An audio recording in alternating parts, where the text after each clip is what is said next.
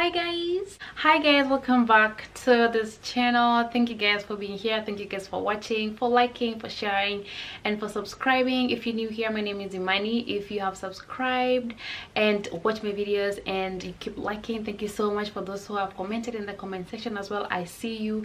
And this is one of those videos that have been requested by some of you. So you know what, I love you guys and I'm always going to deliver. Okay, so let's just go straight to the video. Moving abroad can be very scary. Moving abroad is rough. It's really tough, just by the mere fact that you're leaving your family, your friends, everything that you know and everything that's familiar to you, and you're moving to somewhere different that you know nobody, you've never been there, you've just seen there in movies, and movies can't lie, pictures can't lie, people edit this shit. So it's like, it's very scary. Leaving my mother and my sister, I was just like, I don't want to go. But anyway, let's talk about it. Let's talk about how my experience was, how my culture shock was, how it hit me hard once I got here, even though I was excited to be here. And when I got here, like, hold on. The first thing that I noticed just coming from the airport, when I got picked from the airport driving back home, was like everybody has a car. Everybody's driving. The roads are really big, but they are packed. Traffic is so bad, and most of the cars are like really new. And I'm like, the roads are very nice. I'm like, oh wow. Me, I'm used to potholes, but here roads are really smooth, are really big, and cars are very nice. So that means that you have to own a car, and having a car is a necessity. It's just not a this one's for like Kenya. Having a car is something I'm rich or whatnot. No, it's a necessity. You need a car, just like you need food to eat.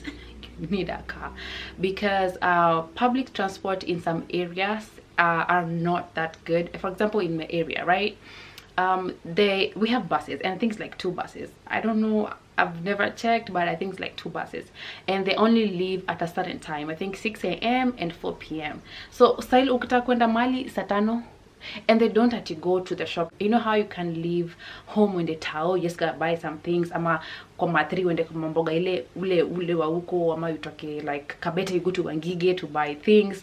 Like, no, they do not apply those routes. They have specific routes, and it's like, if you like 2 of them, they have routes, and ni one way, unaenda hivi narudi hivi. Hakuna those ati nishukisha hapo kwake, no there ni kule Kibutura, no. So that meant that I had to have a car, and let me tell you, I accumulated $500 in my pockets. How? That was my savings. I mean, how was I going to buy a car for $500? Just pay. Then another thing that really scared me was homelessness. Let's just unpack this one. Back home, you'll agree with me that back home we worship wazungu, don't we? Sinukweli. We worship wazungu, right? And coming here, they're just ni watu ordinary, like they're just normal people, and seeing them on the street homeless was such a shocker for me. In my head, I'm like, how now? In America, na hiyo pesa yote mko nayo, they're dollars. What? Are you homeless? But then later on, working and getting to know how the dollar works, getting to know how life works, you learn that there's a lot of bills to be paid. Unlike Kenya, you start giving people grace that there's a lot of bills to be paid here. Car insurance, car note, light bill, utility bills, rent. And an average American is like a paycheck away from being homeless. Did you have that? A paycheck away from being homeless. And that means that I think like the saving culture here is really, people don't take into it. I feel like Americans are really big spenders. Like, they get their money and it's out, because here you get paid weekly. So it's like, once you get your money, you blow it up, next week bado utapata do. No.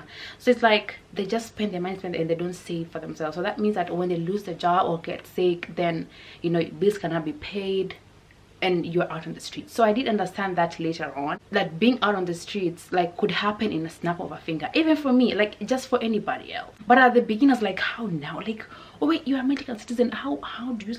And then I'm like, you guys come in Kenya and we worship you. Another thing was being like having this carefree attitude. So let me give you guys a story. Me and my friend went to this gym one time, and she just left her phone over there, and then she walked over there, like very far over there, to go and get weights. And me, I was like, why did she leave her phone? I grabbed her phone for her, and then I was like, why do you put your phone over there? She's like, no, nobody will take it. Hey, me, I'm used to Nairobi. You have to carry your phone in your bra, your bag, you have to clutch yourself like this. You have to turn your back to your stomach and hug it. I was used to that type of you know, you have to look over your shoulders 24/7. Ama you'll be dragged, will be like kitu pigwengeta. So later on you're like, no, nobody can steal it. And then later on, like, I saw it, and I'm still trying to loosen up in that sector, but it's still hard for me just to be carefree. In my head I'm still like, with my phone I'm having panic attacks. Then another thing is plastic money. Plastic money basically just means using your card a lot. I can count, you know, the number of times I've used cash. First of all, one of the things is because me, I don't know how to count dimes and quarters and what I be so that's why I use my money, so that I'm able to track my money. But most of the things, you use your card, you use mobile money, you know, you tap, you swipe, or you use your phone to buy stuff. So not many people use money here. Me nilikuwa nimezoea at least ubebe 50 hivi. Unajua ukipanda ma 3 kinuthi akikwambia madam unafika wapi 50 ushampe ndo sema umempea 1000 na change. Another thing is self-service. Back in Kenya, you know, we're used to like being done for stuff. Let's say gas, ukienda kuchukua petroli, there's a petrol attendant who will gas your car for you. Here everything is on your own. If you get a supermarket, there's a cashier who's going to check those things out for you. Here, well, we do have cashiers here as well, but mostly it's self-service. You just go buy your stuff and then check yourself out. And in my head I was like, the first time I was like, hey, how do they trust these people? These people can steal things here. I think it's just like this is how America works. In my head I was like, this is how America works. So, you know, usually I'm just like looking at self-checkout like Akiba. But then later on, you know, I started using self-checkout because it's so easy, so fast. So once you go get your stuff, go check them out on your own, and you're out and you pay and you're out. And people do pay. I'm not saying people do not steal, but people do pay. And then I also learned that you can eat stuff in the store and then pay for it. Sometimes some people don't pay for it. And I know even in Nairobi I think you can, but then hey, kuna wale watu wa supermarket wanakungoja kwa madam nini unatafuna. Another thing is like how people I already talk about people owning cars and also homes. That was a shocker to me. It's like I'm 19 and I just bought a home. 19, nimetoka high school fresh. I'm so happy I'm waiting to go to Campo niende nirombose. I'm sorry, mother. At 19, you guys are already buying cars and houses. At 19, me, I have a cabin sitter and I'm trying to gallivant in campus. It's so inspiring as well. But also these people, they start working at an early age. At 16, at 16 we were in high school. We were locked up in a girls' school. We were still studying. We were coming home once a term. So I mean, it's like, it's okay. And another thing is education. You'd think so, education is free here for American citizens, right? And people don't even go to school. You know, people don't even go to school. People drop out to be rappers, to be musicians. And also for education, like I went to grad school. I went for my master's here, so you're graded off of a lot of things. So, you know, like me, I went to UN for my bachelor's, okay? So we have the cuts and then you have exams. But here you have assignments, assignments, and then you're also graded for participation. And you can even fail a course just because you didn't participate. Just because you did not, you know, they posted a question and you did not say, okay, well, in my opinion, this is blah, blah, blah. You can fail that class. You can even pass your grades, pass your exam, pass your tests, but yeah, you didn't participate. Yeah, you can fail that grade. So it's like participation is part of the grade. And I was like, hey, this is too much work, because I feel like my master's was really easier than my bachelor's for some reason. Like the American education for me was so easy because nilikuwa nisha ngangana na UN. Do you know how tough that was? I feel like Kenyan education is so rough, bro. It's really rough. Another thing is food. Well, food definitely will never taste as good as home. You just get used to it with time, but it will never ever, it will never ever taste like home. Even if they tag it as organic, it will never taste as home. You know, everything sukuma, fruits, even something as simple as a banana, like bread, super loaf. You gotta be super low fat. Everything is different, so the food tastes so bad, especially the first time you come. The food just tastes so gross. I'm like, hello, no. And now when I get back home, like, I bring food. Yeah, na mimi, I'm those people. Nabebanga matumbo.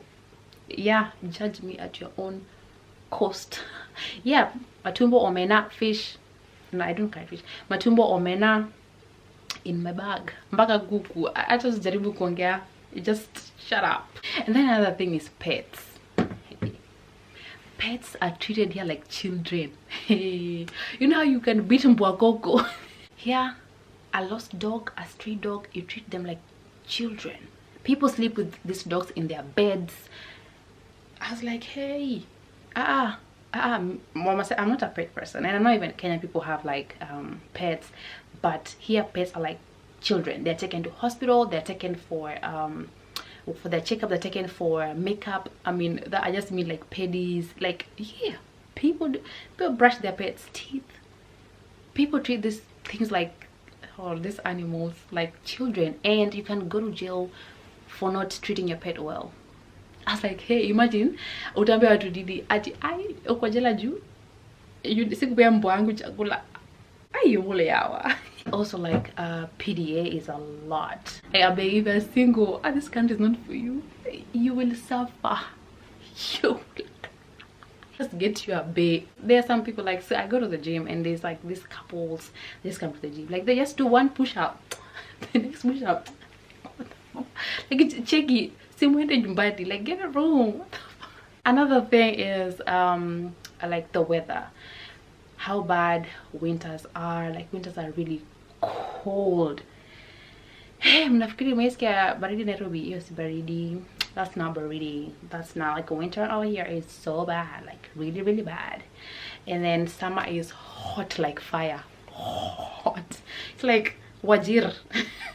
I think it's hotter than Wajir. Coming from a tropical country and then coming to a country where like it has like different type of weather during different times of the year is rough, because 4 months it's warm, the next 4 months is extremely cold, the other 4 months is apo katikati. I was like, man, I can't. And then like me, even up to now, I'm like generally a cold person. That one friend was always cold, so I cannot handle the cold. During winter I'm just dying, for real, for lack of a better word. Also, the work culture here. Work life, no balance. This life here, no balance at all. I was used to the 9 to 5, 8 to 4, 9 to 5, or whatever type of work hours, right? And then I come here and it's 6 to 6 and it's 12 hours and people work up to 16 hours, and I'm like, hey. And then you know, I did work another job as well that was 12 hours, and yo, it was rough. It was really rough. And then also, like, people work up to 3 jobs, and I was like, hey, you don't use it. When are we going to spend the dollars, bwana? So it's like somebody leaves one job and then goes and closes into another job, and then to another job.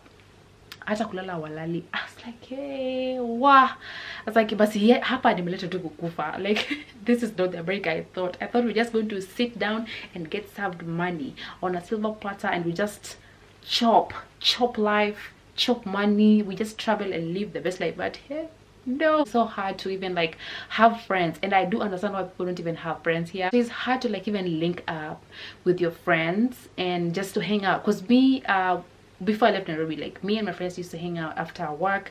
We'd go to Tao, you know, grab a drink, or we'd go to Westie, grab a drink, or just go out to eat. But yeah, by the time you're done with the 12 hours or your 16 hours, your second or third job, you don't want to see anything or anyone. You want to go straight home, take a shower, and lay down. So I was like, so I'm just lonely, you know. Me being a social butterfly, that was really a, you know, a bummer to me. I was like, so I just have to sit home and be bored. I was depressed to say the least. I think that's going to be the end of this video. I hope you guys enjoyed this video, and I hope that this video really made you smile, at least really made you giggle a little, and I hope I bring sunshine to your lives. Thank you guys for always being amazing. Thank you for liking, sharing, and subscribing to my channel.